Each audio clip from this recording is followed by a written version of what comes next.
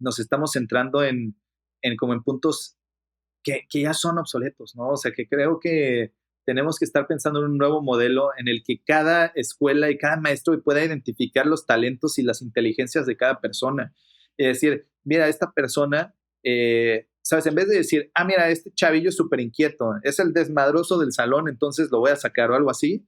Decir, mira, esta persona tiene muchísima energía, este chavo tiene muchísima inteligencia, tal vez no lógico-matemática, pero tiene una inteligencia para los deportes y para el arte extraordinaria, ¿no? Entonces voy a intentar canalizar eso por ahí, intentar enseñarle otras cosas en su lenguaje.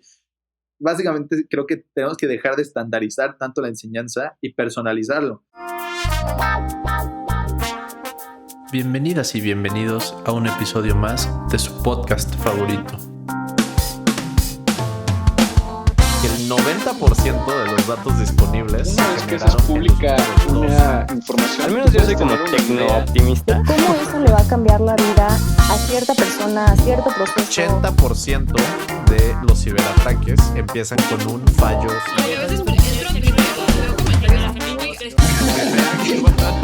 Y me apasiona, también se ha vuelto una pasión. Apoyen que este contenido salga en la plataforma. Hay mucha gente que se ha vuelto viral en TikTok. Luego viene de quizá aficionados no tan insertos en el medio. Cocinero, ¿no? Si tú estás cocinando una sopa. Puedes tener una idea. Participen, denle like. Puedes tener un gran equipo que llegue a una solución Como que también técnica. entras como a la zona. ¿Qué hay? ¿Qué onda? ¿Cómo estás? Bien, ¿y tú? Bien, gracias. ¿Listo? Ya. Bienvenidas y bienvenidos a un episodio más de su podcast Datos Netos. Hola, bienvenidas y bienvenidos a un episodio más de su podcast Datos Netos. Hoy vamos a hablar del tema de educación, que pues, es un tema controversial, con muchas aristas. Y pues bueno, para hablar de un tema tan complejo tenemos aquí a un experto. Tenemos a Sebastián Guevara. Sebas, ¿qué tal? ¿Cómo estás? ¿Qué tal, Omar? Todo muy bien, gracias. Y muchísimas gracias por la invitación. No, gracias por estar aquí. Sebas es investigador y activista educativo. No sé si quieras ahorita elaborar un poco en qué es eso. Hablando pues, un poco más de tus credenciales, pues eres maestro en educación por Stanford. Y pues sí, ¿a qué te refieres con ser investigador y activista educativo? Es una buena pregunta, es algo muy ambiguo. No, en realidad significa pues que, o sea, gran parte de mi tiempo lo dedico a promover la mejora educativa, o sea, a través de la lucha por la equidad y la calidad de la educación. Creo que es un tema que, a pesar de que todos conocemos su importancia, como que realmente no moviliza a tanta gente, como que es algo que damos por sentado, que creemos que es difícil de mejorar. Entonces creo que justamente en eso consiste, como investigar maneras en las que se puede mejorar el aspecto de calidad y el de equidad en educación. Y me parece que aunque sea un tema, digamos que tan común en la conversación, porque poca gente se dedica a estudiarlo como que a fondo, digamos, desde una perspectiva de política pública, porque pues obviamente hay maestros que estudian para ser maestros, obviamente hay políticos que tocan este tema, pero digamos que expertos en política pública respecto a la educación, pues supongo que tampoco hay tantos, ¿no? Sí, exactamente. O sea, yo considero que las y los maestros son expertos en educación, desde su disciplina, que es su área, que es más relacionada a la pedagogía y a la administración de las aulas y de las escuelas. Pero sí, realmente como administración de sistemas educativos en su totalidad y ver cómo se puede hacer una mejora de políticas de educación. La verdad es que cada vez estamos siendo más, pero de todas formas sigue siendo un grupo muy pequeño de gente quienes nos dedicamos a esto.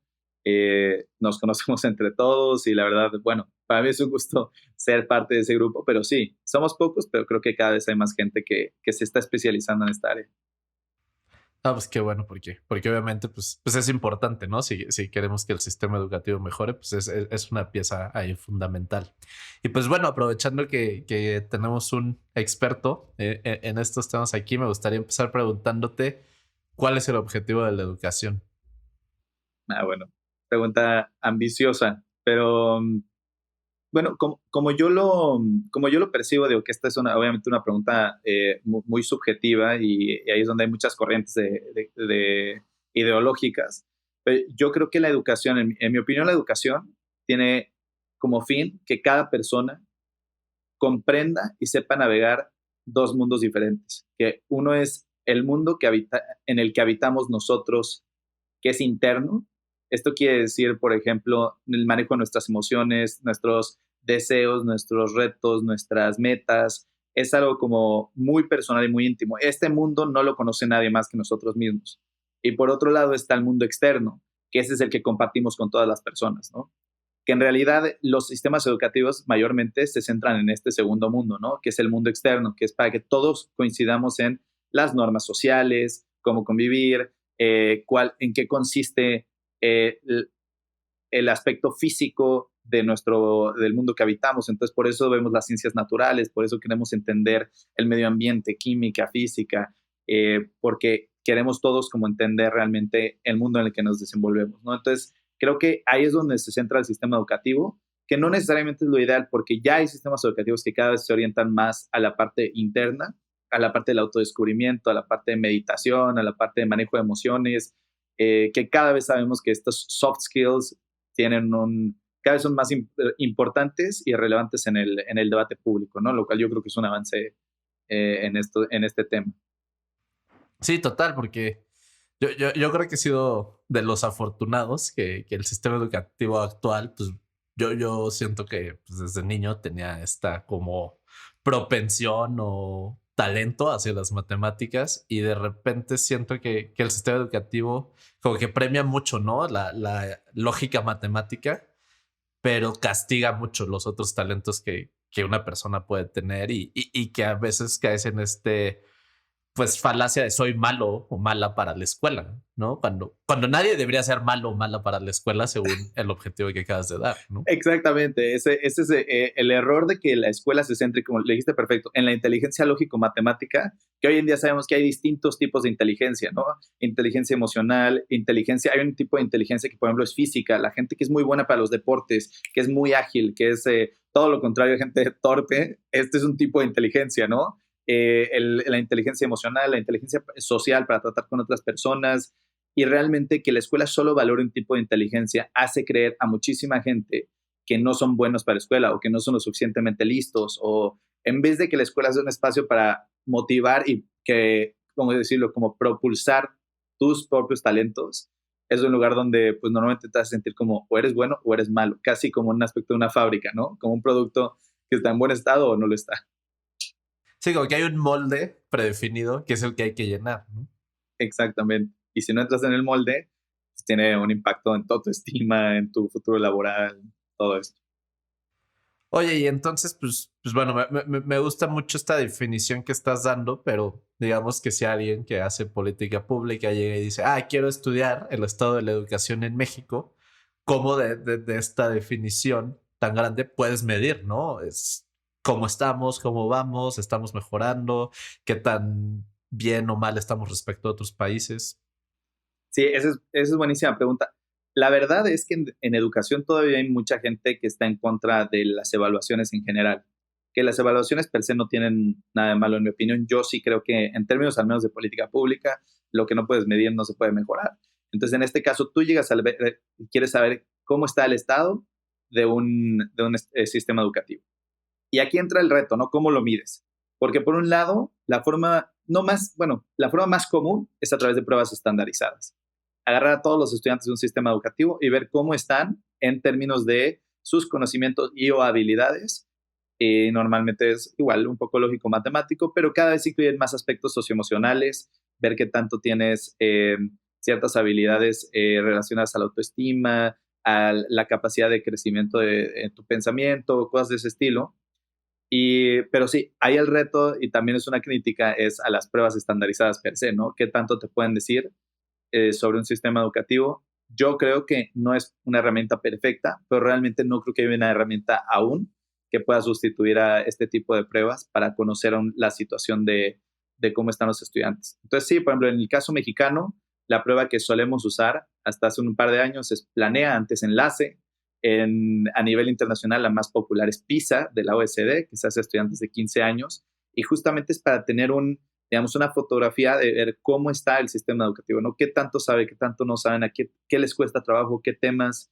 Entonces, esa es como la forma más sencilla o la más común al menos, porque sencilla no es, de poder tener un diagnóstico, poder medir realmente cómo estamos en esos objetivos. ¿Y qué tanto crees que esto se ha politizado? Porque al final del día creo que también parte de las críticas vienen pues cuando a alguien le dicen, oye, no estás haciendo... O el sistema educativo tal vez no está en un estado óptimo y hay veces que puede ser ni siquiera una cuestión de que una política pública lo va a resolver hoy y listo, pero a veces siento que como que los responsables desvirtúan cualquiera de estos resultados simplemente porque digamos que no son favorables. Sí, completamente. Ahí el gran problema, ¿sabes cuál veo? Que algo que les encanta hacer con las pruebas estandarizadas son rankings. Por ejemplo, los rankings de países de PISA. Cada vez que salen los resultados de PISA, sale al día siguiente en los noticieros mexicanos, México el último lugar de la OECD en PISA. Esto ha pasado desde el 2000 y hasta el último año. Siempre pasa.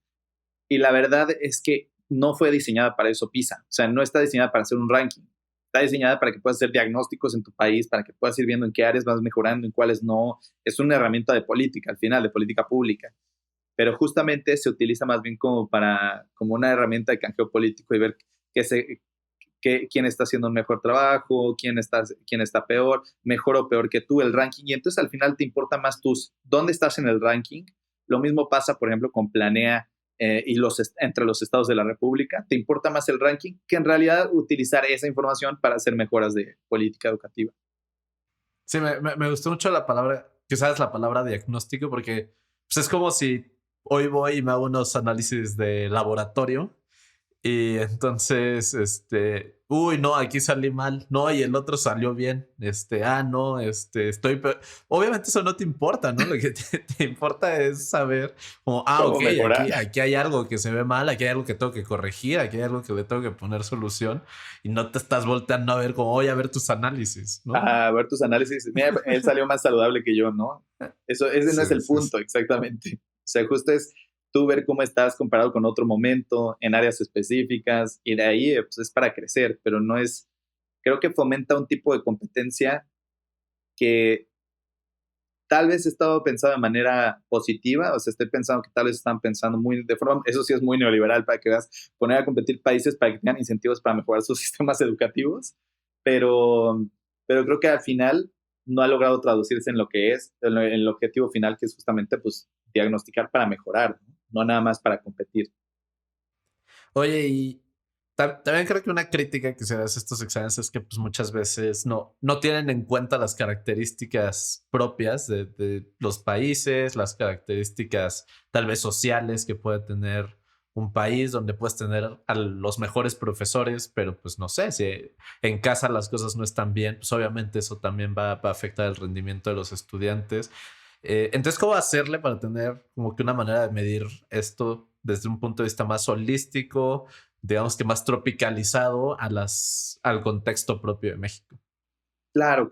Ahí, por ejemplo, cuando haces las comparaciones internacionales, la verdad es que lo que se acostumbra es controlar nada más por ciertas variables que normalmente tienen un impacto en las pruebas estandarizadas. Hoy en día sabemos que el nivel socioeconómico, por ejemplo, está íntimamente ligado a las pruebas.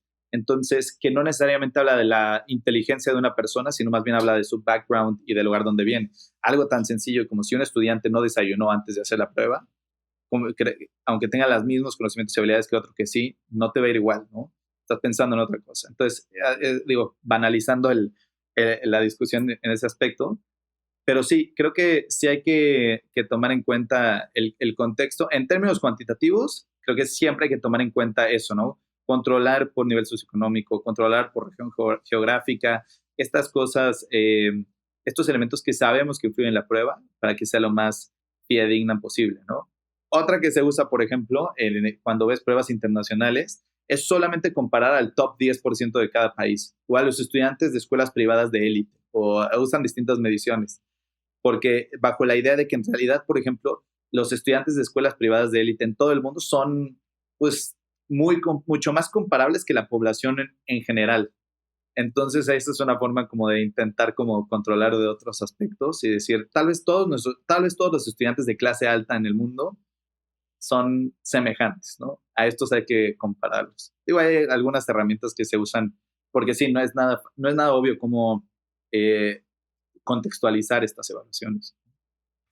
Claro, oye, y pues, bueno, ya que podemos de cierta manera medir el estado de la educación, ¿cómo, ¿cómo se ve el estado de educación en México? ¿Cuál es tu diagnóstico? La verdad es que en México nunca hemos estado bien en términos educativos. Hemos tenido enormes avances en las últimas décadas en términos de acceso, de meter a niñas y niños a las escuelas. Y después hemos descubierto que eso no es suficiente, porque eso no garantiza calidad. Y que en calidad estamos muy, muy mal como país. En México, 6 de cada 10 estudiantes no tienen los conocimientos mínimos necesarios para su edad en matemáticas. 6 de cada 10. Mínimo necesario es lo mínimo indispensable. O sea, no es como, es reprobadísimo. 6 de cada 10 estudiantes. Entonces sí, y justamente, esto es algo que, esta cifra que te estoy diciendo es pre-COVID.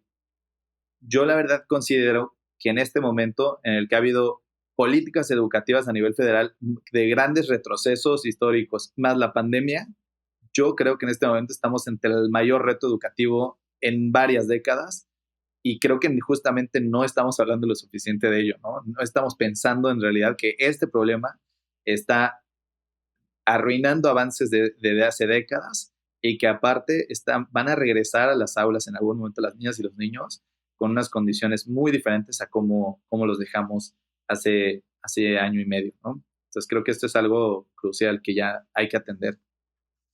Oye, me gustaría elaborar más justo de ese tema entonces, de cuál va a ser el impacto de toda la pandemia en una cuestión educativa, porque pues, he escuchado ahí cifras que por ahí estamos retrocediendo como 10 años en el sistema educativo, pero ¿a qué se refiere esto de que estamos retrocediendo? Claro, ahí te voy a decir, el gran problema y sobre todo, ahorita que estamos hablando sobre una perspectiva cuantitativa de la educación, el gran reto en México es que hace más de 2 años no tenemos una prueba educativa a nivel nacional. Es decir, antes existía el Instituto Nacional para la Evaluación de la Educación, el INEE, y ellos eran quienes coordinaban Planea, esta prueba que les digo que cubría todo el sistema educativo y veía cómo estaban los estudiantes en primaria, en secundaria y en educación media superior. Pero bueno, ahí mínimo teníamos pruebas, podíamos ver cómo estaba el diagnóstico. Ya no estamos haciendo pruebas. Ahorita no hay un pre-post, no tenemos alguna forma, aún no podemos saber el impacto que ha tenido la pandemia en educación en México. Eso es un problemón, porque en realidad en todos los países, en los países desarrollados es muy común que ya tengan estas evaluaciones. En países de Latinoamérica, por ejemplo, en Colombia, en Chile, algunos estados de Brasil, ya tienen evaluaciones que te dicen cómo está, cuál ha sido el impacto. Como decías, por ejemplo, en Sao Paulo, en Brasil, ya saben que durante este año y medio han perdido 14 años de las mejoras que llevaban de 14 años en educación, retroceso. A eso se refieren ellos, por ejemplo, que ellos tienen ahorita los mismos resultados que tuvieron en 2007, pero de 2007 para antes de la pandemia iban mejorando y de repente pandemia y retroceso de 14 años en matemáticas. No hay forma de esperar algo distinto en México. De hecho, tenemos manera de esperar algo más trágico porque México es el segundo país de Latinoamérica que lleva más tiempo con escuelas cerradas. Es algo, pues, un problemón y en cuanto haya evaluaciones que las habrá en algún momento y podamos ver cuál fue el impacto, estoy seguro que vamos a salir con una, no sorpresa, pero sí una decepción profunda. Oye, y pues bueno, me mencionas esto de que México es de los países que más tiempo lleva las escuelas cerradas. Pues ahora sí que ¿cuál es tu opinión con todo esto del regreso a clases? Digo, ya platicamos un poco antes de empezar a grabar acerca de ese tema, pero creo que sería bueno, pues ahora sí que nos proporciones tu opinión al respecto. Claro, yo soy de la idea de que ahorita como se está haciendo un debate mediático a nivel nacional, por ejemplo, de abrir o cerrar las escuelas. Un debate dicotómico y a nivel nacional, como que tiene que ser algo que decide el presidente en la mañanera. Y no es así, o sea, yo creo que justamente es todo lo contrario. No debe ser un debate a nivel ni nacional, ni siquiera estatal, sino debe ser cuestión de un análisis específico de las condiciones de cada escuela. Es decir, que cada escuela, dependiendo de los contagios en su municipio y los municipios aledaños, en cómo está la condición de vacunación de padres, docentes y algunos de los estudiantes, cómo está la ventilación de las escuelas, cómo están las condiciones, ¿hay agua o no hay agua en las escuelas? ¿Hay lavabos o no hay lavabos? Este tipo de cosas, sobre todo la de ventilación, ¿no? Que es clave, ¿no? Tienen áreas libres, áreas verdes, tienen espacios al aire libre, todo esto, pero justamente creo que tiene que ser un caso de ver escuela por escuela cómo están, cuáles son sus condiciones y dejar la politiquería de hacer un debate nacional de abrir o cerrar. Y no, pues es que este gobierno quiere abrir, pero la Asociación de Padres de Familia quiere cerrar. Estos debates que mediáticamente seguramente vende, pero no estás ayudando a nadie cuando en realidad sabemos que tiene que ser algo pues mucho más detallado que una política amplia, ¿no? Sino algo muy específico. Claro, y pues bueno, obviamente todos sabemos que si abren las escuelas, es fácil de medir las consecuencias negativas de esto en el sentido de que pues si hay contagios o en una de esas desafortunadamente hay fallecimientos, pero toda la parte ahora sí que ahora que estamos hablando de cosas cuantitativas, es bien difícil cuantificar el por qué es necesario abrir la escuela porque pueden ser muchas cosas que son más intangibles, ¿no? Claro, y hay muchos esfuerzos por tratar de medir cuál va a ser el impacto, por ejemplo, del cierre escolar en el futuro laboral de estas generaciones que están en este momento en la escuela. Por ejemplo, ¿cuál va a ser el impacto en salario? ¿Cuál va a ser el impacto en el PIB a largo plazo? En términos de salario, por ejemplo, hay varios esfuerzos a nivel internacional para medir esto. Y a partir, por ejemplo, de una experiencia que tuvo Argentina, en la que hubo una huelga de maestros por 40 días, y durante estos días comparan, por ejemplo, los salarios de las personas que recién egresaron de la escuela antes de esta huelga y los que sí tuvieron el cierre de escuela por 40 días. Y lo comparas en el mercado laboral décadas después, 3 décadas después, y sí notas unas diferencias, pues, de entre 10 y 15% de salario.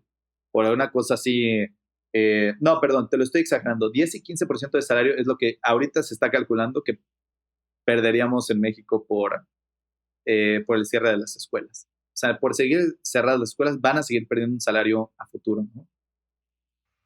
Claro, y pues tal vez como eso, pues no sé, obviamente supongo que hay una parte de la inmediatez de, bueno, ya encontraremos cómo resolver esto después. Y entiendo que el primer mes, tal vez que empezó la pandemia, pues tenía todo el sentido que nos encerráramos, pero pues ya es año y medio, ¿no? Y ahora sí que en diferentes niveles de escolaridad, pues las consecuencias son múltiples, ¿no? Claro, claro. Sí, y sobre todo, esto que te decía al principio, que uno de los fines de la educación es social, ¿no? Aprender a convivir, aprender a socializar, es uno de los principales fines de la educación. La escuela, aparte de ser un lugar de aprendizaje, es un lugar donde realmente vas a hacer amigos y aprendes eso. O sea, no es nada más de conocimientos académicos, sino de aprendizajes sociales, cómo convivir, cómo jugar, cómo hablar con gente. Esto es importantísimo y estas son herramientas que están perdiendo las y los estudiantes por estar en el encierro, ¿no? Y es algo que es muy difícil de cuantificar, pero que definitivamente está sucediendo y que por ser menos tangible que, por ejemplo, el número de contagios, que obviamente es importante, pero como que se deja a un lado de la discusión, pero yo creo que es importantísimo atender eso. Igual, en el aspecto socioemocional, el hecho de que haya un aumento de suicidios en niñas y niños, un concepto terrible, ¿no? Pensar en suicidios de niñas y niños, pero que esté aumentando en México durante el encierro, es algo que claro que tiene que ver con el encierro, claro que tiene que ver con el cierre de las escuelas y que no podemos como nada más hacernos de la vista gorda y pensar que eso es un problema diferente, ¿no? Entonces, sí, creo que es algo que se tiene que meter en la ecuación al momento del regreso a clases. Y digo, para cerrar este tema, pues yo creo que es muy importante lo que mencionas de que no tiene que ser binario, ¿no? No todas las escuelas abren, no todas las escuelas cierran, sino pues entender las circunstancias y ver qué escuelas están en posición de poder abrir, qué escuelas no, ¿no? Obviamente esto requiere un trabajo mucho más detallado, mucho más a profundidad, ser buenos en comunicar cuáles son los criterios, etcétera. Pero, pues bueno, así como tenemos un semáforo a nivel nacional de cuál es la situación del COVID, pues también podemos hacer un esfuerzo por entender qué lugares tienen condiciones y qué no, ¿no? Claro, claro. Y hay otra cosa clave. Cuando pensamos en política educativa y en cuantificarlo, creo que muchas veces pensamos, por ejemplo, como una versión muy vertical del sistema educativo, como que te tiene que dar información las escuelas y la toman decisiones el secretario o secretaria de educación y lo regresas. Pero en realidad creo que algo clave en términos de política educativa es como darle información a la escuela para que también tome decisiones. Porque a fin de cuentas, por más que tú digas, yo abro las escuelas, una decisión así unilateral, va a ser la escuela quien va a decidir si abre o no. Van a ser los padres de familia quienes van a decidir si mandan a sus hijos, a sus hijas o no. Entonces, creo que tiene mucho que ver con darle herramientas a la escuela justamente cuantitativas. O sea, tú puedes darle información a cada escuela de cómo están en términos de contagios este municipio, cómo están, por ejemplo, igual, como las zonas aledañas, qué han hecho otras escuelas. Es brindarle información a la escuela para que también tomen decisiones. No todo tiene que ser centralizado. Yo creo que cada escuela, si les das las herramientas adecuadas, ellos mismos podrían tomar esas decisiones de forma acertada, ¿no? Y que eso ha pasado en otras partes del mundo, ¿no? O sea, no es que es una utopía que nadie ha podido lograr, sino hay muchos países que ya han abierto sus escuelas. Hay aprendizajes ahí que seguramente podríamos tomar para decir, bueno, que sí ha funcionado en otros países, que no ha funcionado. Y pues al contrario, México es de los países que más se ha tardado en abrir. Exactamente. O sea, estamos pensando, y le das al clavo ahí, como que pensamos que somos el único país que está pasando por esto, ¿no? De alguna forma. Y sabemos que somos los que más llevamos tiempo sin las escuelas abiertas.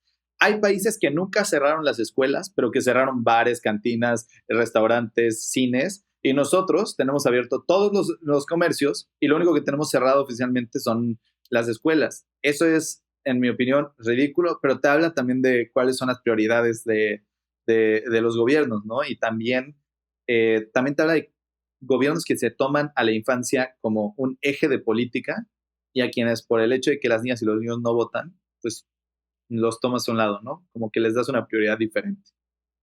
Pues sí. Oye, y bueno, yo sé que tú eres un apasionado de este concepto de la economía de la educación, entonces me gustaría moverme hacia ese tema, que es pues básicamente cuál es la mejor manera de destinar recursos hacia la educación, ¿no? Entonces, tal vez con lo que quisiera empezar es, ¿cuál es el valor social de la educación? ¿Por qué habría siquiera que asignarle recursos a este tema? Esa es buenísima. Y en realidad es algo muy positivo, pero también es impresionante la cantidad de dinero que los gobiernos dedican a educación. En México, por ejemplo, 1 de cada 5 pesos que gasta el gobierno va a educación. Es muchísimo dinero.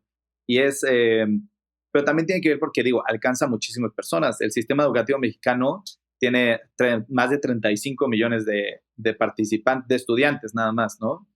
Entonces, y el valor social, como preguntabas, por un lado, y es uno que sin duda a los gobiernos les importa, es económico. Te habla de productividad en términos de capital humano, te habla de mejora de las habilidades de la fuerza laboral, de más innovación, de mejor adaptabilidad a tecnología.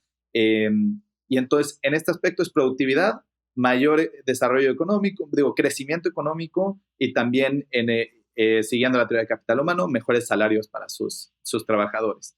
Entonces, esa yo creo que es la principal por la que los gobiernos lo hacen, pero también lo quieres porque una ciudadanía que está educada también normalmente es una ciudadanía que tiene mayor capacidad de resolver problemas en conjunto, en colectivo, de mayor desarrollo democrático de alguna forma, también, por ejemplo, de convivencia, ¿no? De cómo se llevan y cómo cumplen con las leyes tus ciudadanos. Entonces, hay muchas razones, pero la que es más fácil de medir y por eso se centra más el debate es el aspecto económico. Por eso yo creo que gran parte de la discusión de educación se ha centrado en su impacto en economía, tanto en el PIB como en el salario de cada individuo, ¿no? Claro, y pues entonces básicamente cada peso que se destina a la educación es un peso que ayuda a esa persona, pero que indirectamente también ayuda a las demás personas, ¿no? Lo que en economía se llama una externalidad positiva. Entonces mi pregunta sería, ¿hasta qué nivel de escolaridad un peso en educación en realidad es invertir en una externalidad positiva y hasta qué punto pues ya simplemente es la persona la que se beneficia, pero la sociedad no necesariamente? Claro. Creo que, bueno, definitivamente en el desarrollo de habilidades básicas, eso es crucial para toda la sociedad, ¿no? Pero también, por ejemplo, si vas en niveles más adelante, por ejemplo, en educación superior, invertir en estudiantes de educación superior y por ende, estoy pensando en estudiantes que podían generar el desarrollo de nuevas tecnologías o patentar algún producto que ayuda a otros, algún médico, sabes que estás apoyando al desarrollo de un médico que entonces desarrolla algún, tanto que puede atender a pacientes y salvar vidas. En realidad creo que todo puedes verle alguna forma en la que tiene, como dices, externalidades positivas que va ayudando a los demás, pero sin duda sí hay maneras más eficientes de otras de cómo usar los recursos, ¿no? La verdad es que ahí en términos de justicia social, creo que uno de los grandes pendientes en México es garantizar la igualdad de oportunidades en el sistema educativo. Aunque hayas metido a todos a las escuelas, los que llegan a ciertos niveles son claramente quienes vienen de familias de mayores deciles de ingreso y quienes no llegan normalmente vienen de familias más pobres. Entonces, en términos de igualdad de oportunidades, tenemos un pendiente enorme ahí de cómo se puede gastar más para que sea una sociedad más equitativa, y creo que eso tiene que ver con brindar oportunidades para que puedas garantizar que todos tengan al menos un piso parejo para participar en el sistema educativo, ¿no? Esa es como la clave. Entonces, sí, bueno, por ese lado, eso, ¿no? De hacerlo más eficiente. Y, ok, entonces, básicamente estaba leyendo un artículo que escribiste en el que hablas de que hemos metido mucha gente a la educación superior, pero pensando como, la gente que tiene una carrera universitaria o estudios, digamos, de educación superior, ganan más, ¿no? Entonces, si movemos más gente hacia allá, va a haber más gente que gane bien. Pero hemos descubierto que entre más gente, digamos, que metemos estos niveles, los salarios decrecen, porque ahora hay más gente dispuesta a hacer el mismo trabajo, ¿no? Una cuestión de oferta y demanda. Entonces, ¿tú cuál considerarías que, dada la situación educativa de México, hoy debería ser la principal prioridad? Claro, esta idea, y seguimos con una idea que es muy rentable políticamente, que es la de meter a más jóvenes a las universidades o a las instituciones de educación superior en general. Como que esa es la tirada. ¿Y por qué? Porque vende muy bien, porque es muy atractivo y porque es muy tangible también. Creas una universidad y ahí está, ¿no? La universidad. Y entonces entran estos estudiantes y todo.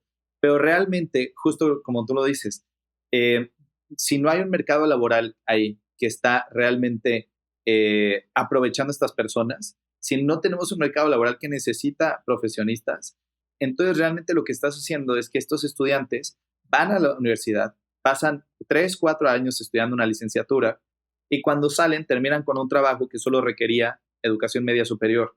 Y entonces no solamente no ganas lo de alguien de educación superior, sino que aparte perdiste 4 años de ingreso que pudiste haber tenido si no hubieras estado estudiando. Entonces, sí, como yo considero que es una trampa del Estado ahí engañosa, en la cual no estás aprovechando realmente tus recursos. Como dices, yo creo que deberíamos hacer un mayor esfuerzo para que haya, no necesariamente que haya un aumento de la matrícula, sino que haya una forma más justa, de que puedas meter a estudiantes de niveles socioeconómicos más bajos a educación superior, de igualar oportunidades, de garantizar esas trayectorias para todos.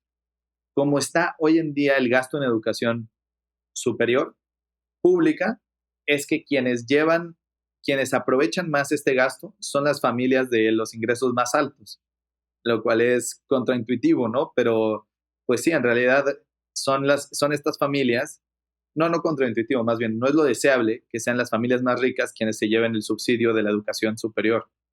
Y en cambio, casi nadie de las familias de ingresos más bajos.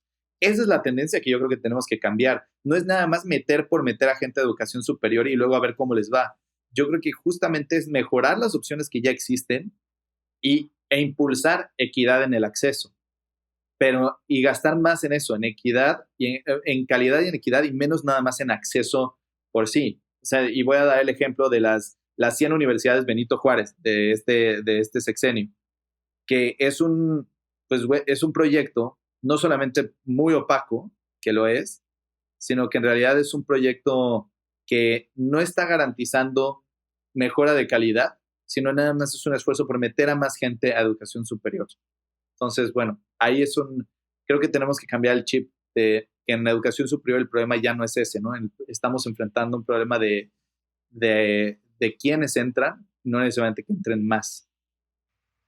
Y en una cuestión de retorno de inversión, digámoslo así, de estos recursos, ¿qué opinas de cómo está la situación en, por ejemplo, pasar niños de primaria a secundaria o de secundaria a la educación media superior, que probablemente son los lugares donde hay más deserción escolar en los deciles más bajos, ¿no? Y donde si el objetivo de tu política es crear una política redistributiva y digamos que tratar de empezar a eliminar estas trampas de la pobreza, pues pareciera que te tienes que ir como atrás en el funnel, como para que realmente puedas apoyar a los grupos más vulnerables, ¿no? Sí, claro, o sea, el gran problema viene desde antes. Luego pensamos que tienes que atender los problemas de educación superior en la universidad. Y pues ya cuando llegas a educación superior no hay mucho que hacer. De hecho, hablando en retornos a la educación, el momento donde tienes que invertir en términos educativos que tienen mayores retornos es en educación inicial, es decir, de los 0 a los 3 años, que es algo, y ya está probado. Hay un economista que se llama James Heckman, que justamente él se centra en este estudio, en estudiar cómo la primera infancia, los primeros años de vida tienen un impacto a largo plazo. Y hoy en día sabemos que ahí es donde hay más retornos, porque es donde tu cerebro funciona a una velocidad impresionante, donde tus redes neuronales están formando una velocidad que nunca vuelve a recuperar y que realmente es el fundamento de todo lo que va a ser tu desarrollo cognitivo y emocional en el futuro. Entonces, lo mejor que puedes hacer como política pública es invertir en las y los bebés más chiquillos, los niños pequeños.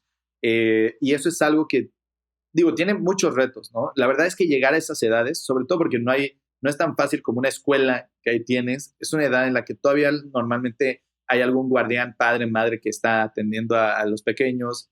Pero sí, en términos de retornos, el Estado tiene que meterle más a educación inicial.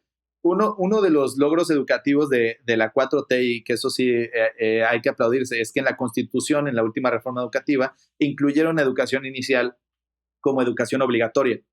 Eso es algo que aplaudirse. Ya después no dedicaron ni un peso a educación inicial en el presupuesto, entonces son contradicciones ahí. Pero bueno, es un pequeño avance, porque sí creo que ahí es justo donde tenemos que estar invirtiendo, en términos de equidad y en términos de retornos, ¿sabes? También a largo plazo. Sí, probablemente, si bien nunca vamos a nacer en un piso parejo, porque pues las condiciones de nuestros padres básicamente dictaminan mucho de cuáles son nuestras condiciones, al menos es cuando probablemente haya menos desigualdad, ¿no? Que ya cuando pues alguien tuvo acceso a cierto nivel de educación y ponerlos a competir es mucho más injusto, ¿no? Exacto. Vi el podcast que también grabaste con Benja en Mínimo Necesario y mencionabas este ejemplo de lo que está haciendo en Brasil de las cuotas, ¿no? Porque a mí me parece que el examen de la UNAM siempre ha sido muy injusto y coincido mucho con lo que dijiste ahí, en el sentido de que aunque te vendan que es meritocrático, ¿qué tan meritocrático es? Si hay estudiantes que siempre tuvieron acceso a mejores recursos, a que pasaron menos hambre, a que podían concentrarse solo en estudiar y no tenían que estudiar y trabajar porque su familia lo necesitaba. Entonces llegan a este momento y dices, bueno, me voy a olvidar de qué condiciones tuviste, vamos a ponerle a todos el mismo examen y pues obviamente la gente más privilegiada pues va a tener mayor probabilidad de que le vaya mejor, ¿no? En estos exámenes. Claro. Y justo esa es la diferencia en cuál es la visión de justicia, ¿no? Yo creo que es profunda esta diferencia porque para algunos, si te fue bien en el examen de la UNAM, ya es suficiente para decir que tú entraste de manera justa. Pero yo creo que si no tienes un piso parejo, no puedes hablar de este tipo de justicia porque no estás realmente hablando de quiénes, ni siquiera de quiénes son los más inteligentes, ni quiénes lo van a aprovechar más, ni quiénes son los más aptos. Realmente nada de eso. Esta prueba lo único que te dice, y hay suficiente evidencia para demostrarlo, que realmente las pruebas estandarizadas en general pues tienen unos beneficios para las familias de altos ingresos. Y ahí y hay mucho que respalda esto. Y la verdad es que entonces si seguimos con esta visión de que un examen debe determinar tu futuro, en cualquier nivel, en cualquier contexto, a mí se me hace sobresimplificar la inteligencia humana, el esfuerzo. Creo que no estamos pensando ya no solamente en términos de equidad, que no creo que sea lo más justo ni lo más equitativo, sino que en realidad creo que estamos limitando mucho nuestra idea de la persona, ¿no? Estás hablando del futuro de un ser humano y quieres que una prueba que además tiene muchísimas fallas del examen de la UNAM, ya pues, quienes lo han hecho sabrán que pues, para nada es una prueba rigurosa de conocimientos y habilidades, y entonces que eso te determine a mí se me hace como casi una burla, ¿no? A lo que es el ser humano de forma más holística. Y como alternativa, pues hay estos sistemas de cuotas, ¿no? Creo que en ese podcast mencionabas el caso de Brasil, entonces no sé si nos pudieras platicar esto como para saber qué tipo de alternativas podríamos tener. Claro. Te platico el de cuotas en un segundo, pero por ejemplo, una es intentar ver lo más holístico del perfil, ¿no? Que es algo que hacen, por ejemplo, en las universidades en Estados Unidos, que les gusta, por ejemplo, intentar conocer a la persona lo más posible. Sus intereses, su personalidad, sus aptitudes académicas, como cada detalle de ti, y ver cómo encaja tu perfil con la universidad y la universidad contigo también, ¿no? Con tus intereses. Eso es lo ideal, ¿no? Como intentar entender a la persona y ver qué tanto queda con tu institución y qué tanto le puede aportar la institución a esa persona. Pero la verdad es que eso es muy costoso. En procesos de admisiones, poder analizar a cada estudiante de forma holística es muy costoso. Yo creo que es lo ideal y tenemos que tirarle para allá, pero cuando no puedes hacer eso y tu única opción son las pruebas estandarizadas por los costos, porque es rapidísimo ver quiénes entran y quiénes no, aún así puedes hacer esfuerzos como en Brasil de las cuotas, que en términos de equidad ayuda mucho a que jóvenes de familias de bajos ingresos entren a educación superior. Lo que hacen es que asumamos que 100 personas hacen el examen de admisión, después dividen a esas 100 personas en 5 grupos, 5 quintiles, y entonces los divides y en vez de aceptar, digamos, al 10% más alto de los 100, al top 100, aceptas al top 2 de cada uno de esos quintiles. Estás aceptando a los mejores, pero de cada subgrupo. Pero digo, ya divididos por ingreso, olvidé mencionar esa parte. O sea, los divides por ingreso, no por su puntaje. Entonces, aceptas a los que tienen mejor puntaje de cada grupo de ingreso. Esto quiere decir que de las familias del 20% más bajo, del ingreso más bajo, que aplicaron a la universidad, va a entrar el 2% que tuvo mejor examen. Y las familias del 20% más alto de riqueza, también van a entrar el top 2%, ¿no? Entonces, esto garantiza que sí, a ver, sí son los mejores, y son los mejores de cada uno de sus grupos, pero además estás permitiendo que ellos entren a universidad. Muchos critican estas cuotas o estos métodos porque dicen, es que entonces entran muy desfasados a la universidad y baja la calidad de las universidades, porque entran estudiantes que no debieron haber entrado. Esto es como un argumento que intentan hacer la gente que es muy anticuotas. Pero la verdad es que ya hay estudios que demuestran que cuando entran, sí hay unas desigualdades y enormes entre los estudiantes, cuando esto sucede, porque son estudiantes que vienen de contextos muy complicados, pero que han mostrado talentos, pero vienen de contextos complicados. Pero después de eso, ya una vez que van en el desarrollo universitario, a los pocos semestres ya están iguales y cuando salen de la universidad están igual. No hay diferencia entre quienes entraron por cuota y quienes entraron en este 2% hasta arriba.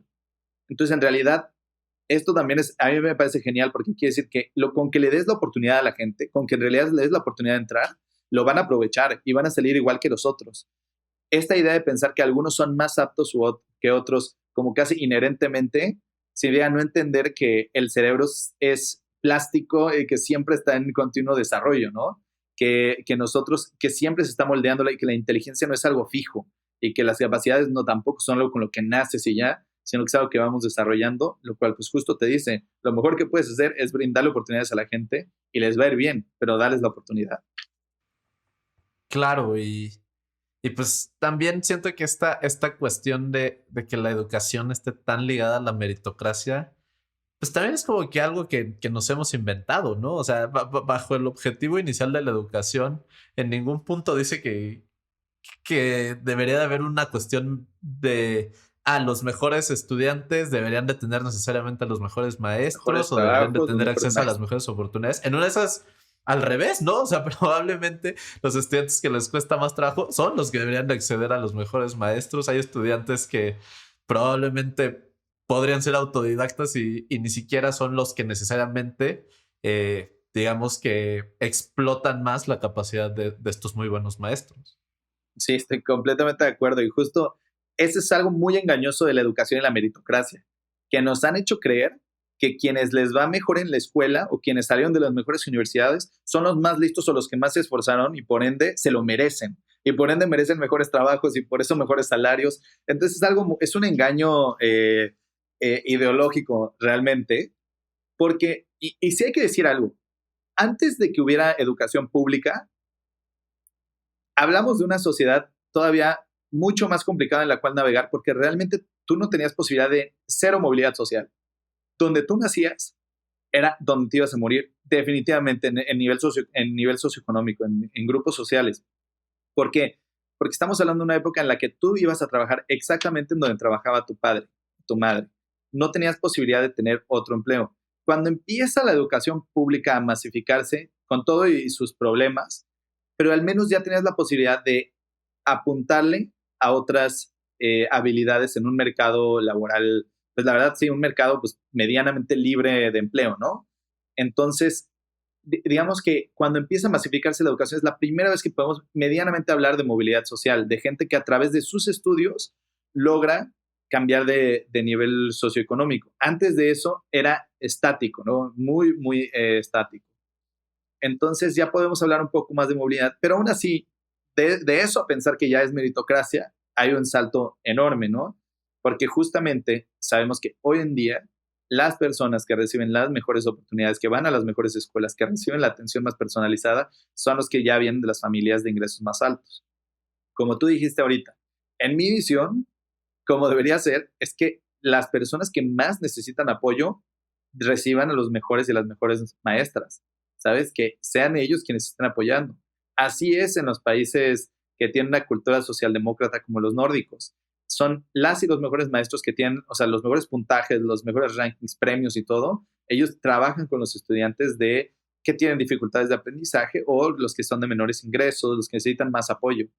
Porque justamente es una lógica una idea de justicia social muy basada como en John Rawls y Amartya Sen, como que es, yo creo que le tienes que dar más a los que menos tienen para apoyarlos.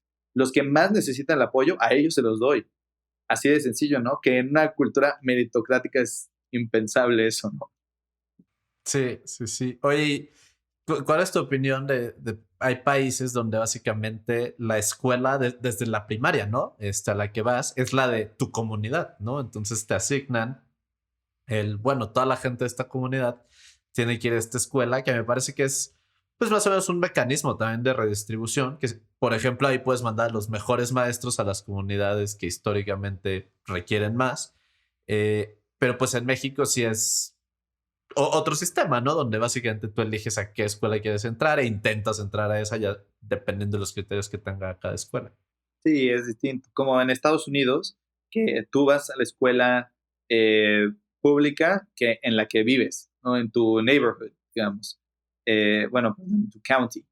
Pero sí, o sea, justamente ese es un modelo muy distinto al mexicano. Ahí no tienes decisión. De hecho, ahí los papás en Estados Unidos es muy común que se muden de county para estar en una mejor escuela para sus hijos, ¿no?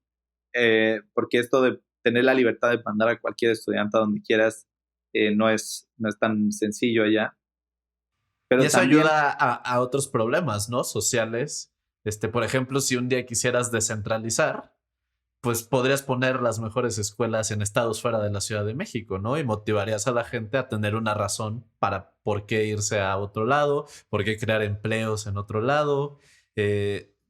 Si quieres que una comunidad florezca, pues puedes traer, digamos que a las familias que tienen lana a decir, ok, pues si aquí te vamos a poner a los mejores maestros, por si te quieres venir, pues le tienes que meter lana, ¿no? Sí, de acuerdo. Sí, digo, pero sí es otra concepción del sistema educativo, ¿no? De tenerlo descentralizado.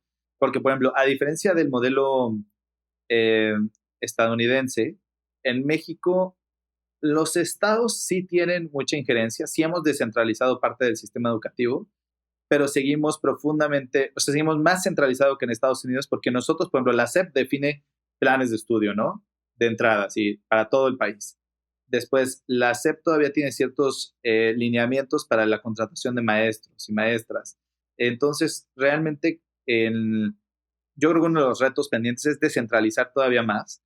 Y como te decía, yo creo que yo soy de una idea ligeramente radical en términos de política educativa, que a mí me gusta la idea de descentralizar hasta la escuela, o sea, que la escuela sea quienes tomen más decisiones, que los directores tengan mucho más poder, injerencia, manejo de recursos, como que esto de pensar que alguien en una oficina, alguna burócrata, un burócrata desde una oficina decida la política educativa, a mí no me convence. La verdad es que creo que hay que creer más en las maestras y los maestros, que ellos pueden, y los directores, ¿no? Que ellos pueden tomar decisiones, no pensar que como que todavía los tratamos de una forma un poco infantil, creo yo, y es algo que hay que cambiar. Sí, tenemos esta idea como muy paternalista, ¿no? Donde nada más es como, te doy esto, ejecuta, pero las personas que están ahí en el día a día, en el terreno, como se dice, pues conocen mucho más del sistema educativo que cualquier burócrata que esté sentado en una oficina, ¿no? Exactamente.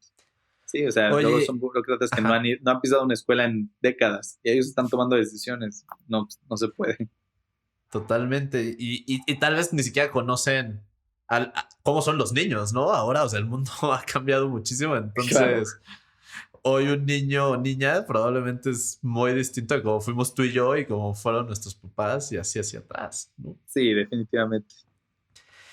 Otra cosa que te quería preguntar es, y esto probablemente es un tema más controversial, hay un autor que a mí se me hace muy interesante que se llama Nassim Taleb, que tiene muchas ideas como respecto a la incertidumbre y la probabilidad, y lo he citado varias veces, de hecho, en este podcast, que a mí me parece una persona que no me cae muy bien, pero que sus ideas como que se me hacen interesantes. Y él plantea que esta cuestión entre la ciencia y la educación, más bien entre la ciencia y el bienestar, como que es una falacia, donde vemos que países que tienen alto grado de bienestar son países que invierten mucho en la ciencia y probablemente también en la educación.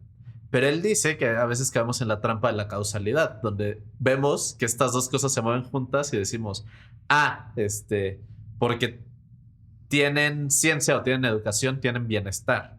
Pero ¿qué tal que es al revés? Que un país que ya es rico, que los ciudadanos tienen bienestar, se puede dar el lujo de meterle más dinero a la ciencia porque no tiene básicamente los problemas urgentes de resolver la pobreza o de resolver la desigualdad. Entonces pueden dar el lujo de meterle dinero a la ciencia y obviamente pues es como un círculo virtuoso donde le meten dinero a la ciencia y se crea desarrollo tecnológico y el país se hace más rico. Pero que probablemente en un caso como el de México, pues sería un poco inocente pensar que simplemente metiéndole dinero a la ciencia se van a destruir todas estas trampas de pobreza y de desigualdad que tenemos. Sí, está muy interesante esa teoría. Me recuerdaste a una que se llama La maldición de los recursos naturales, que en economía política básicamente lo que dice es que los países que de entrada tienen más recursos naturales tienen menos incentivos para desarrollo tecnológico. Entonces, por ejemplo, que ciertos países que no tienen tantos recursos, pensemos, un ejemplo, por ejemplo, básico es Japón. Japón es una isla que no es vasta en recursos naturales, entonces que, digamos, por necesidad se vieron en la necesidad de encontrar desarrollo y riqueza en otros aspectos, ¿no? En encontrar justo como en innovación y en educación y en desarrollo tecnológico, porque no contaban ellos per se como naturalmente, y que por otro lado, los países que tienen muchos recursos naturales, como que ya cuentan con una fuente ahí de, digamos, de ingreso natural, que sería como los recursos con los que cuentan, que son los más cercanos al Ecuador. Pero bueno, eso es una teoría. Yo sí soy un creyente de la modernidad y de la ciencia, que no puedo creerlo, pero hoy en día parece que lo tienes que decir, habiendo tantos movimientos, oscurantistas, anticiencia, ya sabes, los antivacunas, los tierraplanistas, entonces no está de más decirlo. Pero yo sí creo que está muy ligado la educación, el desarrollo tecnológico, el crecimiento económico y el bienestar de una sociedad. Creo que sí están muy ligados y creo que hay forma de ligarlos de forma armónica. Cada uno de estos elementos, si lo ves puede tener como cuestiones negativas. Por ejemplo, si piensas meramente en crecimiento económico, puedes quejarte de que muchas veces el crecimiento trae consigo problemas como afectaciones al medio ambiente, ¿no? Pero creo que sí se pueden desarrollar de forma armónica y sí creo que es como una condición necesaria, más no suficiente, el invertir en ciencia y en educación para que tu sociedad se encuentre de una forma en bienestar. Quienes dicen que no, yo creo que caen en el error de romantizar la pobreza y de decir que el bienestar y la pobreza no necesariamente están peleados, lo cual a mí me parece un absurdo, ¿no? Sí. Sí, lo único es que sí creo que todas estas cosas, y en esta segunda temporada también hay otro capítulo que hablamos de cómo hacer política pública basada en datos. Y es que yo creo que un desafío bien grande que tiene hacer política pública es cómo volver estas correlaciones, causalidades, porque nunca vas a tener el contrafactual, ¿no? O sea, nunca puedes decir si no hubiera hecho esto, ¿qué hubiera pasado? Hay las empresas privadas, pues pueden darse más el lujo de decir, bueno, a unos clientes sí les ofrezco esto y a otros no, y veo qué pasa. Cuando haces política pública, como que decir, a una parte de la población sí le ofrezco este beneficio y a otros no, pues obviamente te meten un problema, ¿no? Sí, sí es un problema. La verdad es que yo soy de la idea de cada vez meter más, ¿cómo decirlo? Como aspectos cuantitativos igual a la política educativa. Te quiero dar 2 ejemplos. Por ejemplo, uno es el desarrollo de experimentos desde gobierno. Que la palabra experimento siempre en ciencias sociales causa como revuelo, ¿no? Pero creo que cada vez lo tenemos más normalizado. Si nuestras queridas Banerjee y Duflo ya ganaron Premio Nobel de Economía por hacer experimentos en ciencias sociales, espero que ya cada vez se vaya normalizando. Por ejemplo, yo cuando trabajaba en la Secretaría de Educación Pública, me puse en contacto con investigadores de MIT, con Salomé Aguilar y con Bernardo García, para que empezáramos a trabajar en un experimento en universidades en Durango y en Baja California, justamente ya arrancada la pandemia, ya teníamos la educación a distancia, y lo que queríamos era poner a prueba el qué tanto sirven las tutorías en niñas y niños para que puedan mejorar sus habilidades. Habíamos visto que en otros países del mundo se había hecho, pero en México no había proyectos de tutorías. Entonces quisimos hacer uno con un diseño experimental para ver cuál era el impacto de estas tutorías en aprendizajes, en matemáticas principalmente. Entonces, esto es un ejemplo, ¿no? Y ya si funciona, lo haces a pequeña escala y si funciona, pues lo amplías. Pero cuando lo empecé a trabajar desde la Secretaría hubo retos de gente que dice, no, pero es que ¿cómo vas a darle a algunos niños sí y otros no? ¿Cómo vas a tener un grupo de control? Pero lo que yo creo desde un aspecto ético es que si no estás afectando a nadie, si a algunos les estás dando más, pero a otros los dejas en status quo, o sea que el grupo de control es el status quo, yo no veo ahí una problemática. Especialmente si lo que buscas es encontrar resultados para después hacer política pública a nivel más grande, ¿no?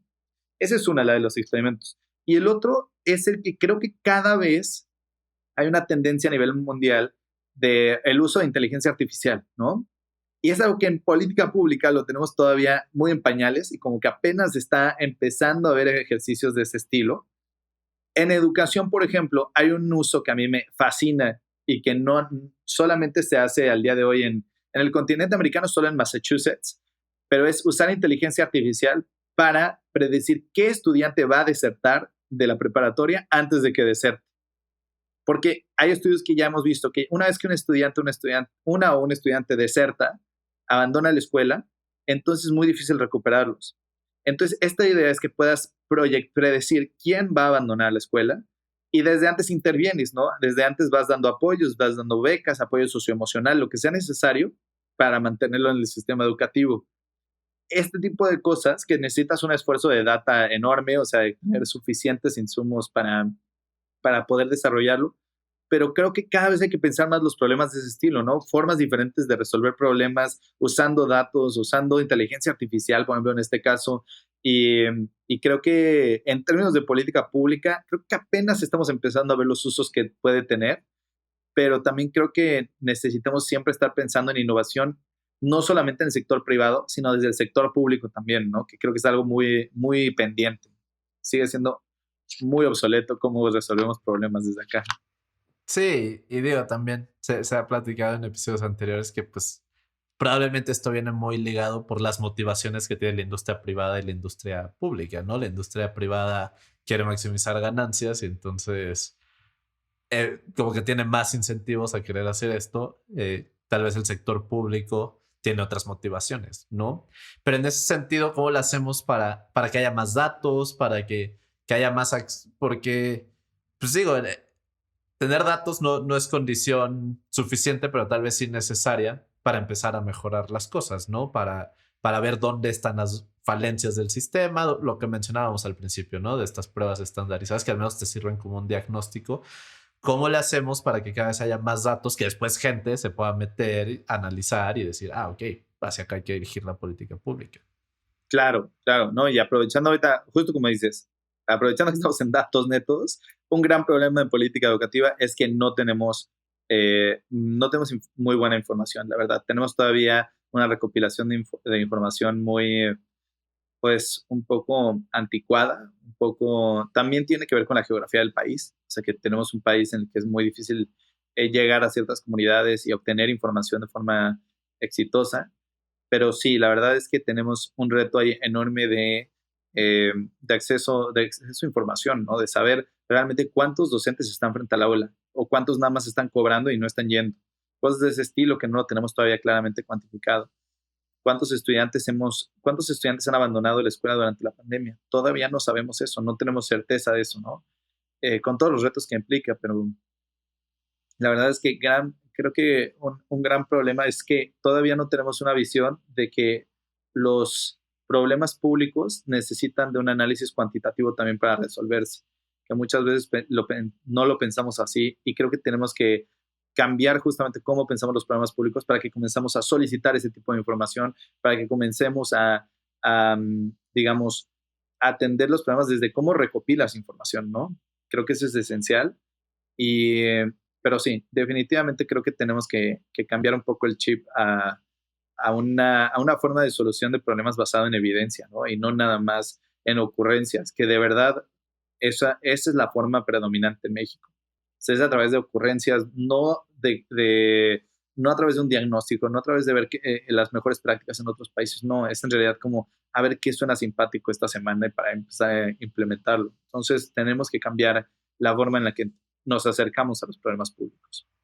Y de repente pueden ser buenas ideas, pero o sea, yo creo que el mundo ideal no es un mundo meramente cuantitativo, pero es donde coexista, ¿no? O sea, que haya gente creativa que tenga estas ideas, pero que después vayas y digas, bueno, los datos que dicen que aquí sí hay una oportunidad, que aquí no, que tal vez hay un efecto secundario que va a acabar haciendo esto peor. Ahora sí que lo cuanti y lo quali, pues siempre claro, deben de coexistir, ¿no? Sin duda. Y ahí está la solución de problemas, pero justo pero tienen que estar los dos, ¿no? Tienen que coexistir y tienen que nutrirse el uno al otro, ¿no? Porque, como dices, uno nada más sin el otro, pues realmente siempre va a estar muy cojo. Hace poco una amiga me decía que hacer investigación cuantitativa, meramente cuantitativa, es como agarrar la arena, un bonche de arena con tu mano y ver cómo la mayor parte cae de tu mano después. Y eso, y con lo que te quedas es lo cuanti, pero todo lo que cayó de tu mano es lo cualitativo que que se pierde en el camino, ¿no? Que no pudiste recolectar. Entonces, sí, yo sin duda creo que tiene que ir de la mano. Oye, ya que estamos hablando de iniciativa privada e iniciativa pública, ¿cuál debería ser más que la relación, me gusta decir la retroalimentación entre el mercado laboral y el sector educativo? ¿Debería estar el sector educativo formando lo que requiere el mercado laboral? ¿O deberían de trabajar independientes? ¿Cuál es tu opinión? Sí, yo creo que, bueno, hay mucha gente que sí piensa que el sistema educativo debe estar, digamos, a la voluntad del mercado laboral, lo cual yo considero que es un error enorme. Claro que uno de los objetivos del sistema educativo y de recibir educación es tener opciones laborales, ¿no? Sin duda. Pero de eso a que uno sea superior al otro en jerarquía, no comparto. Yo creo que realmente el sistema educativo lo que tiene que hacer es formar habilidades como, digamos, de alguna forma esenciales, es decir, como esto, socialización, poder hablar en público, poder hacer análisis, poder leer y entender, ¿sabes? Cosas realmente fundamentales de entrada, y que creo que el mercado laboral también tiene un aspecto tiene una responsabilidad de educar que es muy raro que asuman. Como que aprendes en la práctica, eso es como nos lo dicen. Y es cierto, y es importante el aprender en la práctica, pero también yo creo que existe una cierta responsabilidad de las empresas de también educar a sus trabajadores, es decir, de capacitarlos constantemente, de prepararlos para las labores que van a hacer ya en específico. Esto creo que es un aspecto educativo de la empresa de la que tampoco se habla tanto, pero sí, sin duda, que esté a la voluntad el sistema educativo del mercado laboral, en lo absoluto, por algo tan sencillo como el mercado laboral se mueve a una velocidad impresionante y las habilidades requeridas en el mercado laboral, y lo han visto década tras década, se están pidiendo nuevas habilidades, ¿no? Y las habilidades que eran exigidas en los 90, ya algunas ya son obsoletas. Entonces creo que justamente tenemos que pensar más bien en habilidades como que sirvan para toda la vida, habilidades para toda la vida, y que las habilidades más específicas del mercado laboral, que eso sí sea de alguna forma responsabilidad de la empresa. Pero bueno, eso es una opinión ahí. Que por otro lado también está que la universidad también tiene, creo, una responsabilidad de desarrollo tecnológico y de innovación que nutre a las empresas, ¿no? Como que las dos se alimentan el uno del otro. Sí, en ese sentido, pues tenemos estos ejemplos de que hablábamos ayer en una conversación personal, que Google, que Facebook, pues básicamente fueron creados en universidades por estudiantes, ¿no? Que ni siquiera era que eran PhDs ya con muchísimos años de experiencia, sino el ambiente universitario también, pues, fomenta la creatividad, fomenta la conexión de mentes brillantes. Pero pues tal vez en México no vemos estos ejemplos, ¿no? De que de la universidad hayan salido tantos. Obviamente sé que claro que han salido muy buenos proyectos, pero digamos que no es lo común. Entonces, ¿cómo hacerle para que un país como México pueda generar más desarrollo tecnológico? Claro, sí, la verdad es que ese es un pendiente enorme, ¿no? En México. Perdón, antes de seguir, quería recordar de nuestra conversación de ayer.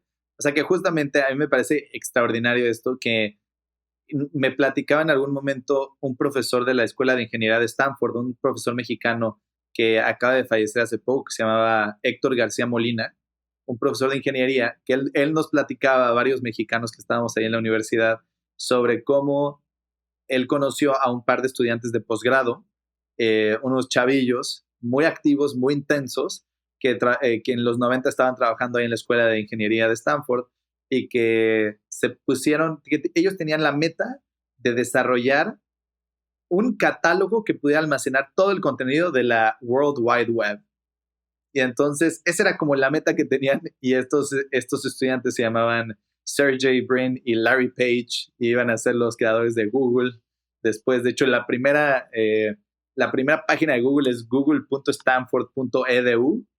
Entonces, pero justo es espacios de innovación, de desarrollo tecnológico. En México estamos muy atrasados en eso. Claro que hay algunas instituciones que lo hacen, ¿no? Particularmente la UNAM y el POLI son quienes concentran la mayor parte de las patentes que se crean en México, pero creo que no lo tenemos como activamente como una meta de educación superior, que debería hacerlo no nada más en 2 instituciones de educación superior del país, sino que fuese la norma, ¿no? La innovación en distintas instituciones educativas. Creo que es algo que tenemos ahí pendiente como nación, ¿no? Como nuestro proyecto educativo. Sí, tal vez faltan, pues digo, hay muchas teorías de que para que tú te quieras animar a hacer algo es porque tienes un modelo a seguir, ¿no? Y por eso toda esta cuestión de que es importante que, por ejemplo, las niñas vean mujeres exitosas, porque si no tenemos esta idea de que solo los hombres pueden ser exitosos, etcétera. Pues tal vez lo que nos ha faltado en México es tener estas primeras personas, ¿no? Que digamos como, oye, pues esta chava, este cuate, como que lograron esto, pues ¿por qué yo no? Si estoy aquí en la universidad, pero a veces no sé, o sea, supongo que tienes ejemplos de que en otros países pasó, pero pues se ve lejano, ¿no?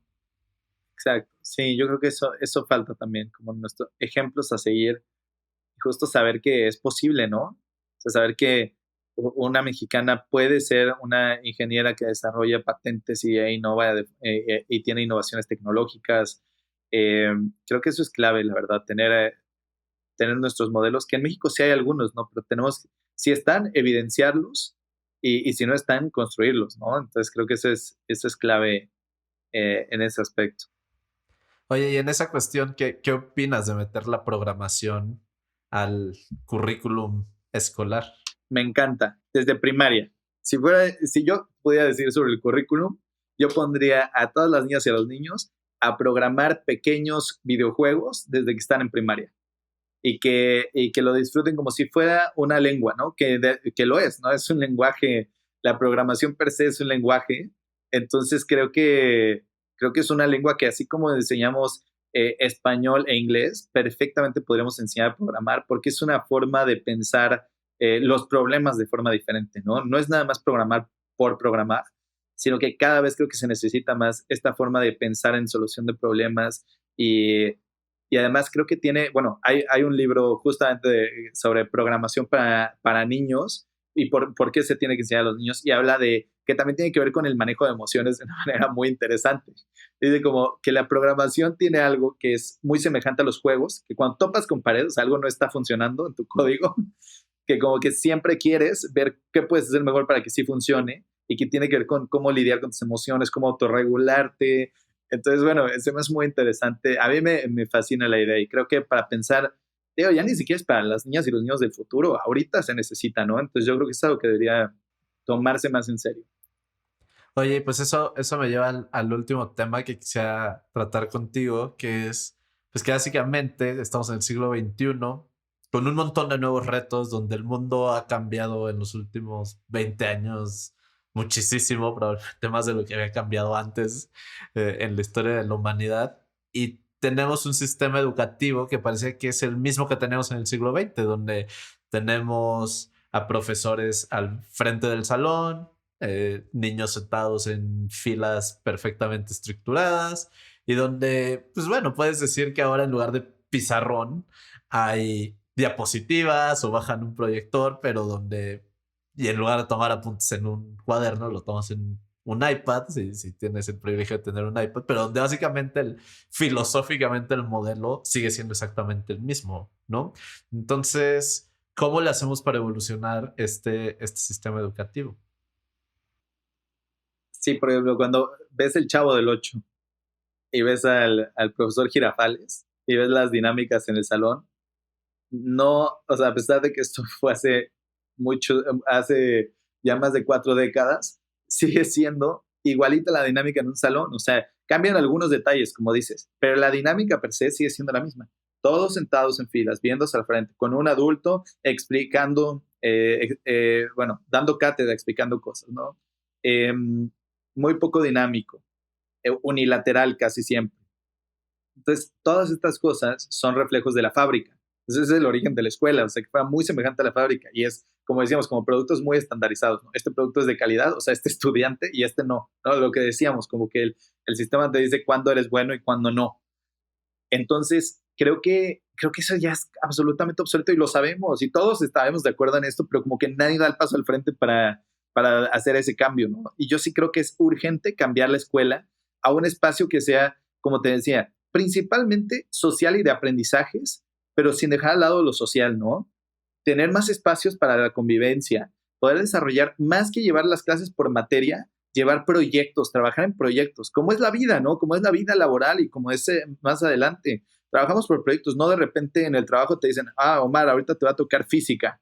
No es así, o sea, todo es multidisciplinario, todo es a través de proyectos y creo que debería estar mucho más centrado en lo socioemocional, como te decía, un poco en aprendizajes, por supuesto, o sea, eso nadie discute que no sea importante, los aprendizajes y las habilidades, pero creo que nos estamos centrando en puntos que ya son obsoletos, ¿no? O sea, que creo que tenemos que estar pensando en un nuevo modelo en el que cada escuela y cada maestro pueda identificar los talentos y las inteligencias de cada persona. Es decir, mira, esta persona, ¿sabes? En vez de decir, mira, este chavillo es súper inquieto, es el desmadroso del salón, entonces lo voy a sacar o algo así.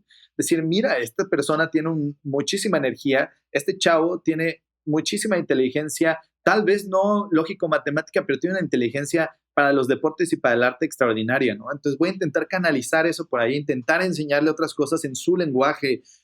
Básicamente creo que tenemos que dejar de estandarizar tanto la enseñanza y personalizarlo. Es un reto enorme, es mucho trabajo, pero creo que eso es de lo ideal y creo que hacia allá van otros países, ¿no? Y bueno, y hacia allá vamos como en nuestro entendimiento de la complejitud del ser humano, y así de complejo tiene que ser la educación y así de complejo tiene que ser entenderlo, ¿no?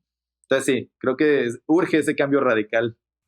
Sobre todo porque siento que esto de que dices que básicamente es el modelo de la fábrica y mucho de eso se va a automatizar, ¿no? Si no es que ya está automatizado y básicamente ahora, digamos que lo que hay que propiciar más es, bueno, ¿qué pueden hacer las personas que no pueden hacer las máquinas, ¿no? Y tal vez es la cuestión de la creatividad, la cuestión de la colaboración, y la escuela no está hecha ni para que ni para que seas creativo o creativa, ni para que trabajes en colaboración. Básicamente tú te sientas y tu examen es individual y tú tienes que tener todo en tu mente y no se mide qué tan bueno eres como para trabajar en equipo, para coexistir con los demás, para potenciar a los demás. Y pues sí, yo como que he estado leyendo como de que los países, digamos, que van más avanzados, que tienen los recursos, que piensan de esto.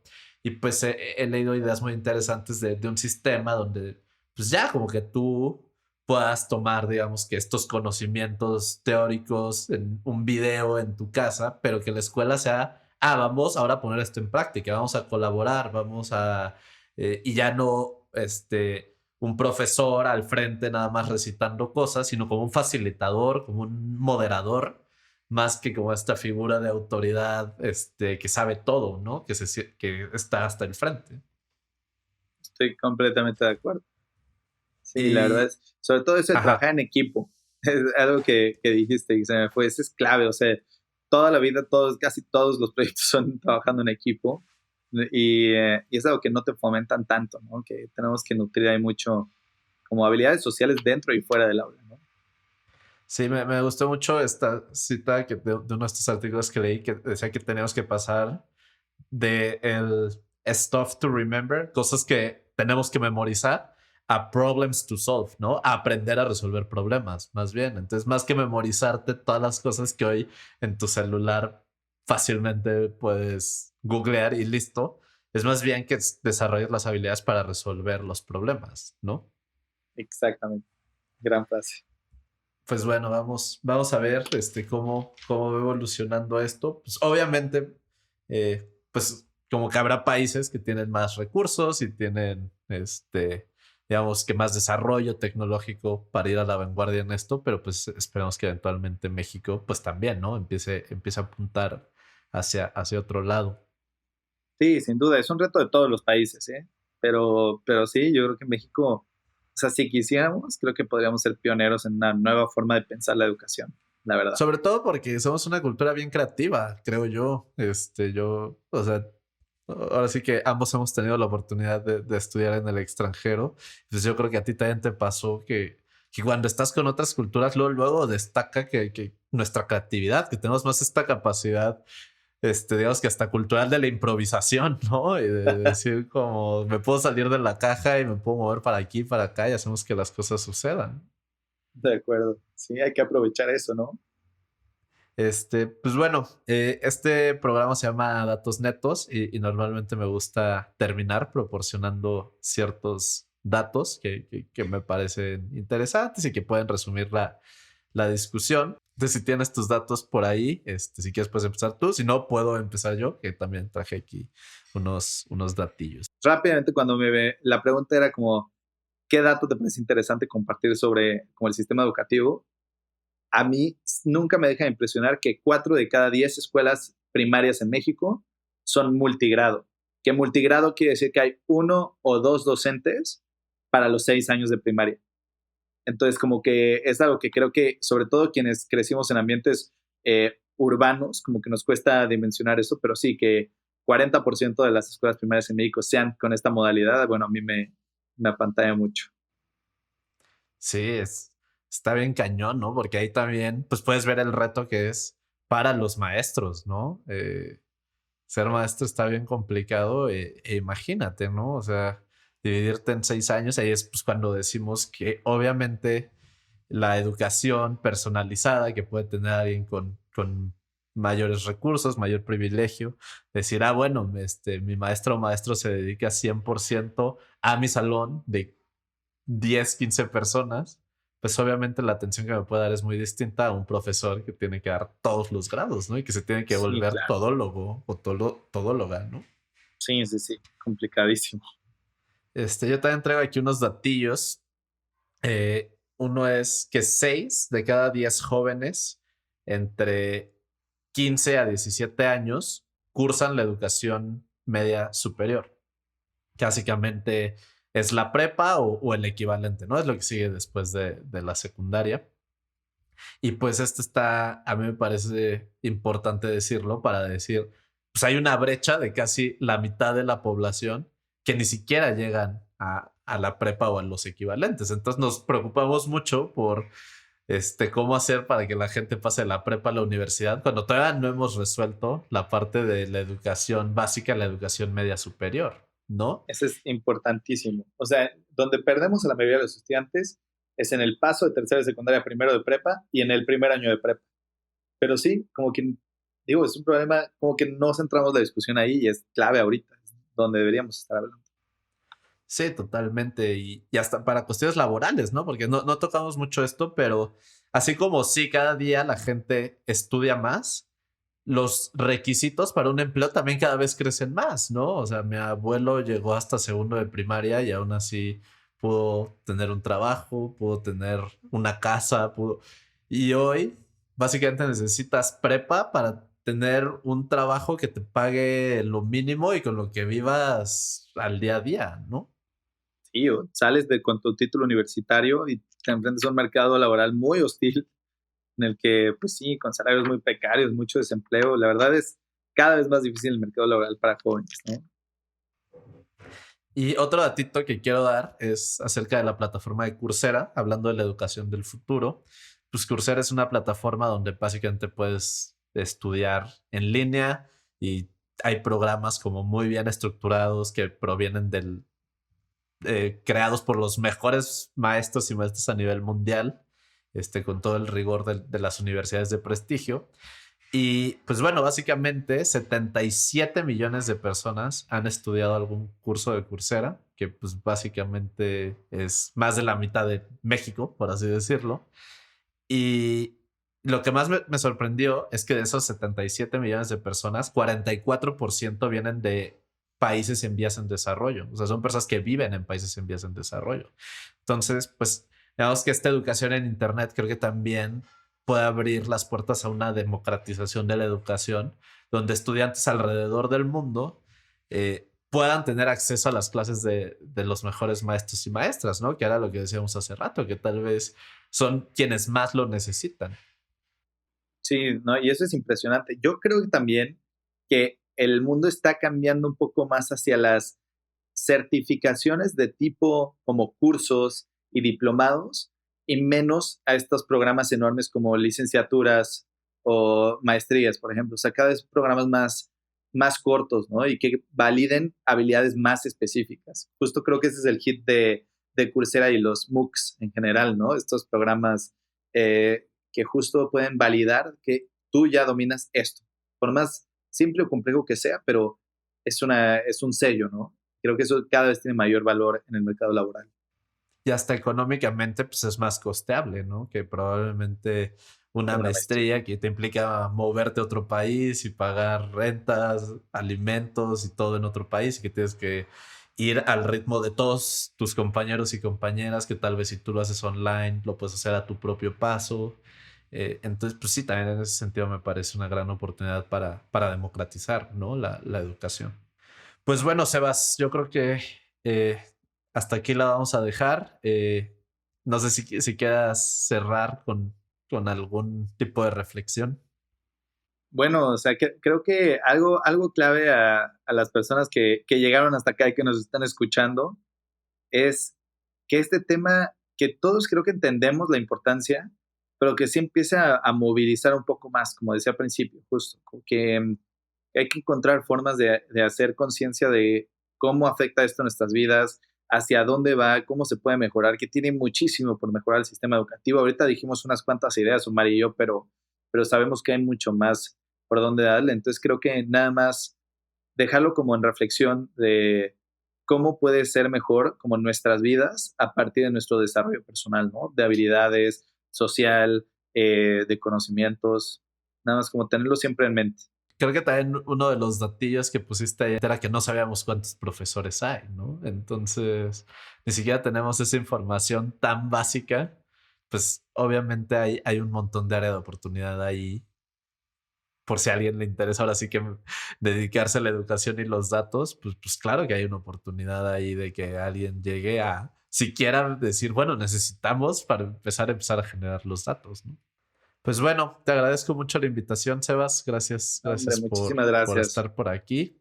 Y pues bueno, gracias a quienes llegaron hasta aquí. Nos vemos en el siguiente episodio. Y pues bueno, gracias por el invitadazo de lujo que tuvimos hoy. Mil gracias, Omar. Qué gusto estar acá. Saludos a todos y nos vemos en el siguiente episodio.